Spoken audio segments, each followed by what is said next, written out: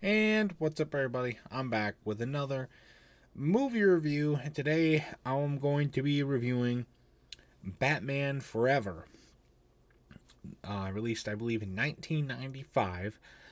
It's the third movie of the four that we did in this Batman marathon. Um, Different actor this time. Um, well, no, they're not different Batman. There are some different actors, but this is the last one for these three of who plays Batman. But anyway, got a lot of thoughts on it. Let's just jump right into it, shall we? I first want to comment on Two Face because to me, Two Face gives off a lot more of Dodgson vibes, like Lewis Dodgson from Jurassic Park. Um, he gives off those vibes, and not the one that we see Dodgson. They got Dodgson here, not that one. The one that goes that one. Um, to me, this was not a good Two Face. It just doesn't. It's not what Two Face is. Uh, he doesn't really.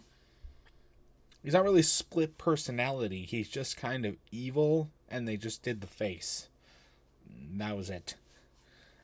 There are some cool elements though, like when he drinks two separate drinks, or he's like two separate girlfriends, or the room looks cool too. Um, But other than that, I mean, they don't really do a whole lot with it. There was the whole thing with the coin, too. I mean, that's a thing, I guess. I don't know. But, yeah, so I guess that's part of it. This Gotham also looks a ton different than the first two movies. There's the fucking Statue of Liberty that just has a big Gotham thing put over the crown. What the hell? That doesn't make any sense. And also, there's a lot more scenes that are in the daytime, which doesn't really make sense. It's Batman. He doesn't do things during the day. He does things at night. The whole thing should be probably at night for the most part, you would think. Um, it I don't want to say it was necessarily bad to go the route that they did, but I didn't like it. I didn't like it. Um, Personally. Just felt weird. It gave off. It was funky, and it definitely wasn't a route that I think they needed to go.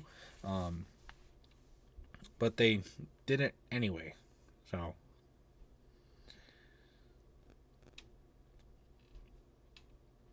um, Jim Carrey is also the Riddler.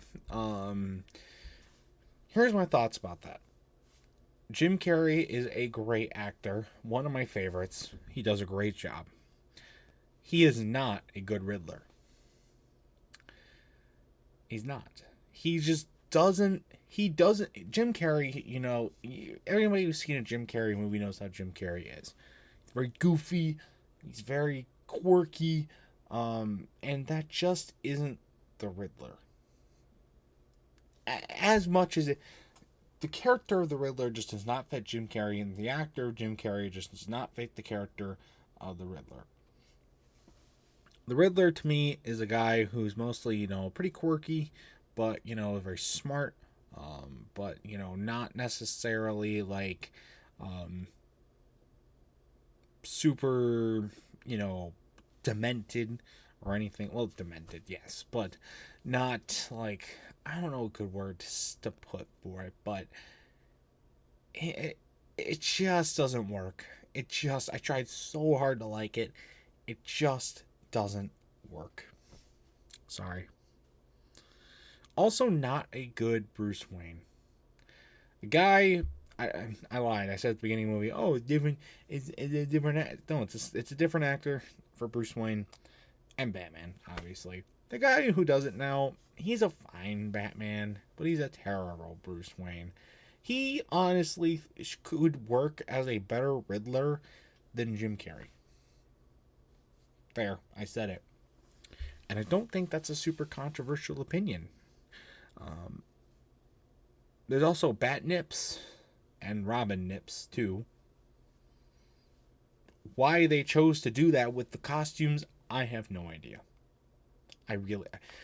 Trying to figure it out, no clue. just have zero clue.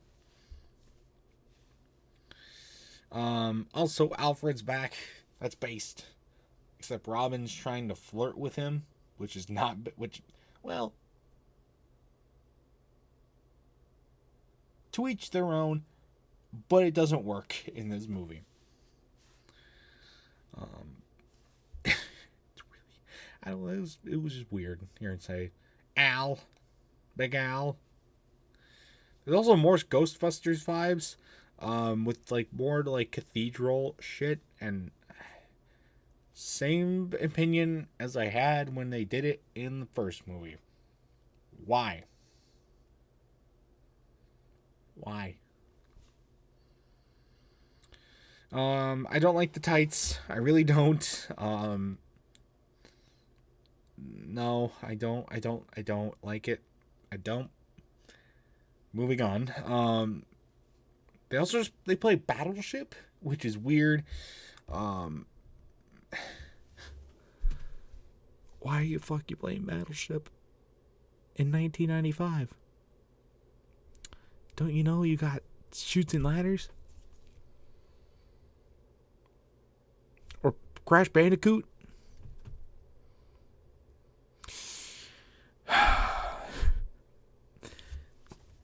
All of these crazy things outweigh just the general fact that this movie's not that great.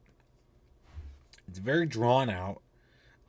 There's just a lot of things that they try and throw together that really don't work, and it makes for a pretty bad movie. I'm gonna say it. I'm not a big fan of this movie. I think the actor choices were not good. I didn't think that, the characters, you could tell that the actors did try their best and put their best foot forward. You can totally see that, and I can respect that. They're just not fit for the roles that they are playing. The costume designs are awful, and the villains are not that good, and the heroes aren't that good either. And honestly, I was just rooting for the movie to end. And when it finally did, I could breathe. This was definitely, I think, the worst of the four that we watched. When you get to the next one, you'll be surprised to know that. But with that in mind, my final score for this movie, 4 out of 10. For 4 nips that I didn't need to see. So